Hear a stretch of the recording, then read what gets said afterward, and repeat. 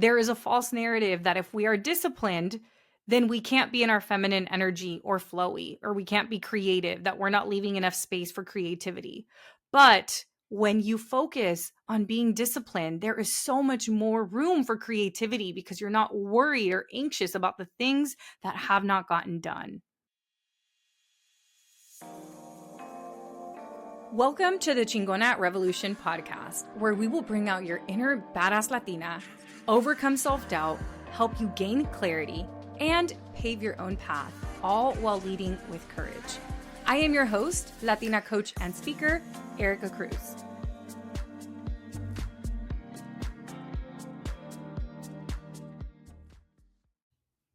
Hello, and welcome back to Chingona Revolution podcast. This is my third attempt at recording this podcast. And you know what? This is it.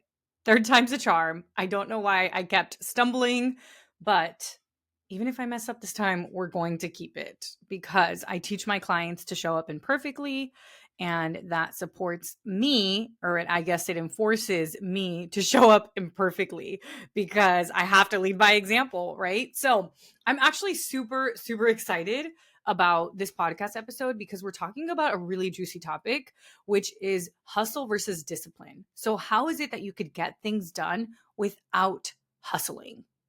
So if you're listening to this podcast, chances are that you come from the Latine community where hard work is one of our core values, right? And it makes sense that it is a core value because if we look at history, our community has had to do very labor intensive work to get to where they are. I mean, if I even just look at my parents nowadays, they're still working labor intensive jobs. And my parents immigrated when they were fairly young, when they were in their late teens, to the States, and were really only able to gain jobs that were labor intensive. And the more they worked, the more they made, and the faster they got out of poverty. So it makes sense that the generations before us really looked at hustling as the way to success. But unfortunately, it's also what we have been taught today. We've been taught that success is on the other side of blood, sweat, and tears, and nothing comes easy, and that we have to work really hard to get anything that we want. And while that narrative has helped our community get to where we are now, it won't necessarily help us get to where we want to go, right? So if we look at the hierarchy of needs, the Maslow's hierarchy of needs, if you're familiar with it, the bottom is just like physical safety, right? And clothing. And then as you move up, the needs begin to change. So our parents or whatever generation before you that was in survival mode, they relied on hustling to survive. But if we want to become millionaires or we want to create massive impact, we are not going to get there through hustling. Because what got us to where we are won't get us to where we want to go. We have to change what we're doing to reach new levels. And let's go ahead and take a look at what hustle even means. So hustle, according to the definition, is to force to move hurriedly or roughly in a specific direction. And in my opinion, hustling feels like you're chasing. Hustling is in the energy of scarcity. And at the core, that is fear-based. The fear that there is not enough to go around. The fear that you may not make it. The fear that you are unsafe. Hustling at work or hustling in your life is evidence that you feel like there's not enough and you have to rush towards a specific direction. And of course, we don't want to be there, right? And there's been a huge movement, like an anti-hustle movement, which I absolutely love. I don't think that we need to hustle. But I think that in this movement, we've also lost discipline. And I'm going to give you some examples. So let's say that your goal is to be healthier or to lose weight, but you haven't been to the gym and you're upset. Well, the math isn't mathing, right? Like if you're not taking any action, of course, nothing's going to change. But I think the narrative that we've tried to adopt now is, oh no, I don't hustle. I don't want to hustle. But then we end up on the other end of the spectrum where we're just not taking any action. And then we end up super anxious because of that. Or let's say that you're single and that you want to be in a relationship, but you're not willing to go out and meet people or get on the apps. Like, come on, y'all. Can we help the universe help us? Can we help the universe help us? I've also had clients who complain and they're really upset that they're not seeing the traction that they want to see. But when I go to their page, they're not even showing up. They're not even telling people that they're open for business. They're not making offers. Well, yeah, of course nothing's going to happen. And the truth is that we cannot get upset for the results we didn't achieve when we took no action to achieve that, right? So we can't get upset for the results we didn't get when we took no action. And the truth is that we live in this world full of distractions. So it's easy to justify our lack of action with not wanting to hustle because we're just distracted. So, what is discipline? Discipline is the quality of being able to behave and work in a controlled way. Nothing chasey about that, right? Venus Williams went viral on a video recently that talked about how discipline is freedom. And she was on a panel, and whenever the moderator asked why, Venus said, because when you have discipline, you get what you want. And when you don't have discipline, you don't get what you want. She then said, when you don't have discipline, that's when anxiety comes in. And I think we can all attest to that. We all know that is very valid. When we say we're going to do something and we do not do it and we're lacking discipline, we feel very anxious. So, in my opinion, self-discipline is abundance. It is love-based, even if it is hard in the moment. So, I'm going to give you a perfect example. This morning, I got up. I did not feel like going to kickboxing, but I knew that if I went, I was going to feel better after. I knew it was going to set the tone for my day. So I made sure that I signed up and I went to kickboxing, and I was so grateful that I did. And I feel like that was a form of self-love. And that was me practicing self-discipline. And I think there's been this narrative that if we're too disciplined, then it doesn't allow for like our feminine energy to come in, or it doesn't allow us to be flowy.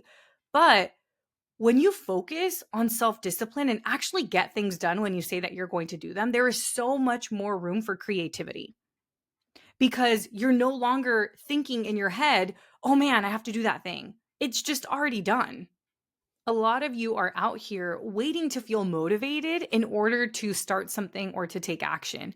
And while motivation is great, it is not sustainable. We are not going to feel motivated all the time. We may feel motivated at the beginning of starting a new project when it's really exciting, but after we hit a few roadblocks, that motivation is going to be long gone. And what happens whenever we rely on motivation is that we can start something, but then we do not keep up with it. So I'll tell you how I've seen this manifest over and over in former clients or just people that I've been connected with. If you leverage motivation to, let's say, start an Instagram page or launch a podcast, you can successfully start one. You can successfully launch the podcast or create the Instagram page.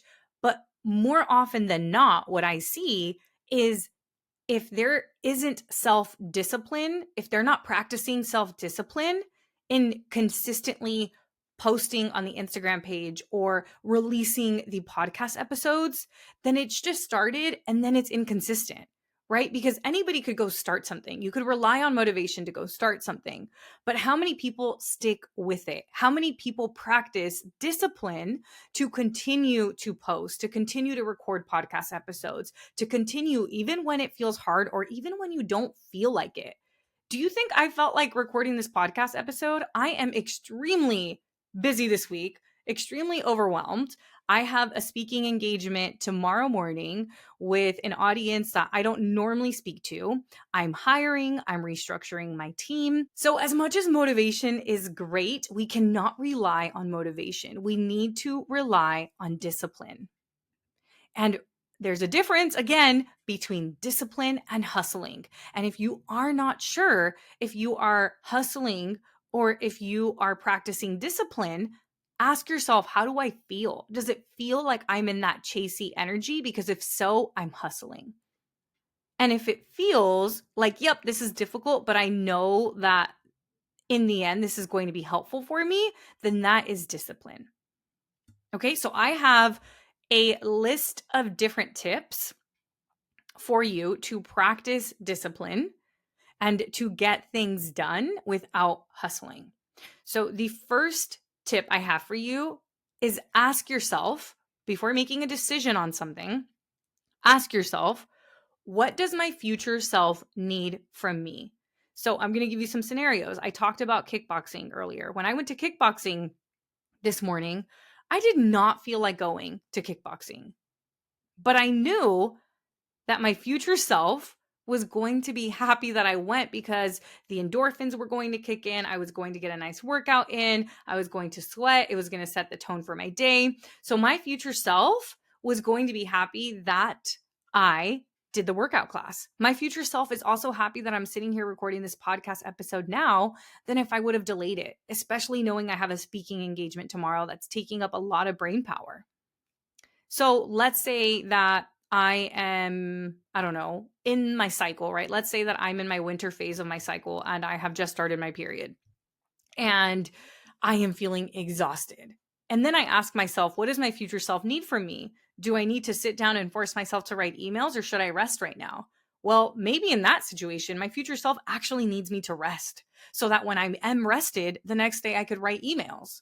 So I always outsource my decision making to what my future self needs from me. Obviously, if you are sick, rest, right? Or we are not looking to get into hustle mentality, but what we are saying is think about your future self because the you right now is making assumptions that you're going to have so much more time in the future. And if you struggle with procrastination, listen to my podcast episode on procrastination. But always ask yourself, what does my future self need from me? Amiga, I hope you're enjoying the show. We are going to get right back to today's episode, but I just had to drop in and check with you. How are you feeling? How are things going? If you find yourself frustrated or maybe shaming yourself because you have not taken the action that you wanted to take, maybe you are just tired of starting and stopping or overthinking or worrying about what your coworkers are going to think about you or your family members are going to think about you if you finally start that project that you've been wanting to start. I just want you to know that I see you. I feel you. I overthought starting my Instagram page for 2 years before I actually started it. So I get it. I totally understand. And if you find yourself in this position where you know that you want to make 2024 your year and you're ready to stop procrastinating and start taking action, then I invite you to Courage Driven Latina. Courage Driven Latina is my signature program where you will legit change your life in 90 days because we are going to help you take action on a courage project in 90 days. I also recently introduced the Courage Project Paths, which I'm so excited about. So you essentially get to pick the path that you want to work on, and you can work on more than one path because the program is now 12 months, right? But we recommend one path at a time. And I'm so excited about these paths because we have a confidence courage project path. So if you want to speak up in your relationships or maybe speak up at work, this would be the perfect path for you. Or if you just want to establish more self-trust. The second path we have is the content creation courage project path. So this is perfect for you if you want to create an Instagram page, a TikTok account, or perhaps you are ready to launch your own podcast. We even have a whole podcast course inside of Courage Driven Latina. The third path is the career courage project path. So if you know that you want to be at the director level or the VP level, or maybe you're ready to change your job to a different job, then this would be the perfect path for you. Maybe you're like, you know what, entrepreneurship is cool, but it's not really for me. I really want to be a boss ass mommy. Then this is going to be the path for you. And last but not least, we have the Chingona CEO path. So if you know that you want to be an entrepreneur and you know you want to start your business, whether it's a coaching business or a physical business, if you want to sell a product, then this is the perfect path for you. Again, because this program is now 12 months, you can work on more than one path. Join the waitlist for Courage Driven Latina by going to the link down below in the show notes, because when you join the waitlist, you are going to be the first to know when we open doors, and you may even get some early access process. So ensure that you join the waitlist. I cannot wait to work with you. We have some incredible women in this program, and the fact that it's now a year long, we've already seen so much transformation. I can't wait to work with you. Let's get back to the show, and don't forget to join the waitlist. The second tip that I have for you is identify what you really need to do. I think sometimes what happens is we have such a long list of things that we quote unquote need to do, and it becomes overwhelming because we're trying to get everything done that's on that list, and half the stuff isn't even necessary. How can you simplify your tasks and just identify what it is that you need to do? And a question that I like to ask my clients and I ask myself is, what is the one thing that I can do that's going to make everything else easier? Like, for example, I'll tell you what's on my list of things to do for today, and I'll tell you what's actually necessary and what's not. I'm just going to tell you everything that ideally would happen, right? So 3 emails is what I need to write, or what that's on my to-do list. Record this podcast episode, pick my outfit for the event tomorrow, for the speaking engagement tomorrow. But my closet's also a mess. That's also something that I'd really like to get done, and it's making me feel overwhelmed. I really am in need of laundry at this point because I've been so busy. I haven't gotten to that. I also would really like to go dancing because that just like sounds fun for me. Need to make a decision as to if I'm going to go to Austin, Texas in person or just do a virtual call with my money coach because we have a VIP day, which I'm super excited about. I also need to decide if I want to be in LA for 3 weeks or a month in October. I still need to book the Airbnb. And I also need to decide where the heck I'm going to end up moving. A lot of things, right? A lot of things on my to-do list. But if I was to identify what I really need to do, well, this podcast episode is late at this point, and this needs to be sent over to Sarah, my podcast manager. So that's definitely something I need to do. Obviously, my speaking engagement is tomorrow. I have to make a decision on what I'm going to wear. Those are the main things. But I think that the emails can wait. Booking my Airbnb can wait. Making a decision can wait, because right now, this podcast episode is due, and tomorrow I have a big speaking engagement that, again, is to an audience that I'm not used to serving. So I'm going to prioritize those things. And after, then I could work on the emails. Then I could work on the other things that I need to do. But sometimes we just distract ourselves. Again, go listen to the podcast episode on procrastination if you find yourself procrastinating, because what actually happens is sometimes we want to avoid a negative feeling, whether that's a feeling of overwhelm or inadequacy, or if something feels difficult or challenging, we go do something else. So yeah, maybe it would be much easier for me to go right now, start browsing Airbnbs for the month I'm going to spend in LA, or the 3 weeks I'm going to spend in LA.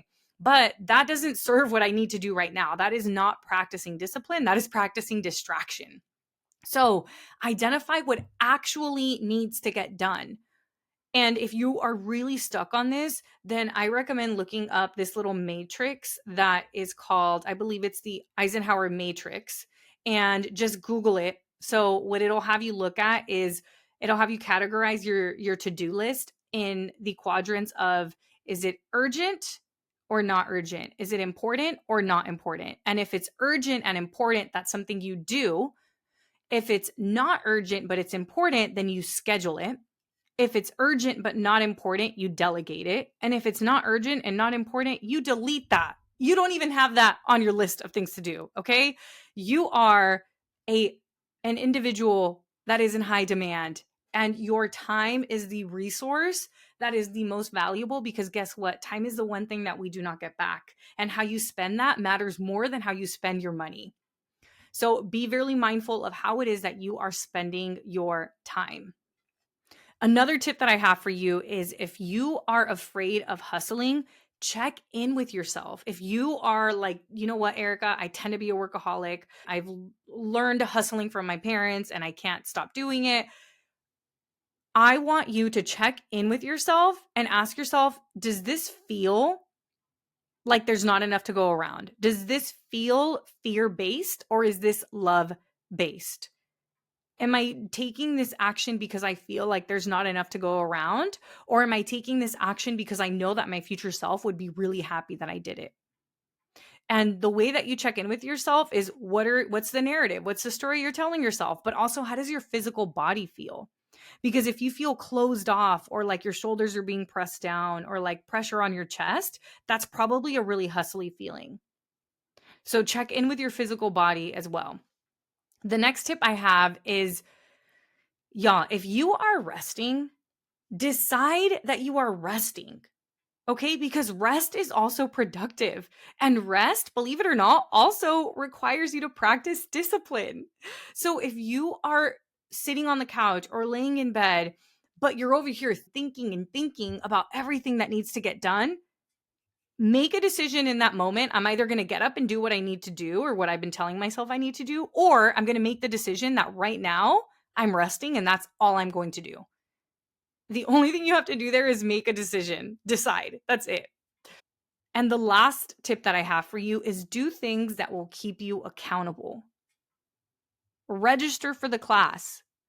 Partner up with somebody who has a similar goal than you and keep each other accountable. So, my kickboxing class, which I talked about earlier, I register for those classes the night before. And if I don't show up, do you know what happens? I'm charged $15 and they take away my points because I use ClassPass. So once I've registered, I'm going because I am not in that. I mean, I feel abundant, but you're not going to charge me $15 for something that for not going to a class. Are you kidding me? Like already not going to the class is a punishment, but then to be charged for that, like no thank you. That could pay for my Pete's coffee when I'm done with class or at the beginning of class. So today I went to a 9:15 class, so I went to Pete's before, and I actually wrote this podcast episode at the Pete's Coffee before I went to my class. And after class, I felt so amazing. And the truth is that when we're not practicing self discipline and when we aren't enforcing discipline, that is when we stop trusting ourselves. Discipline is connected to self trust because when you say you're going to do something and you do it, you know that you can trust yourself. And I think a lot of you have lost that connection with yourself and you no longer feel like you can trust yourself. And you've started to now look at yourself from this identity of, oh, I'm just not a motivated person, or I just can't do that. And that's not helping you whatsoever.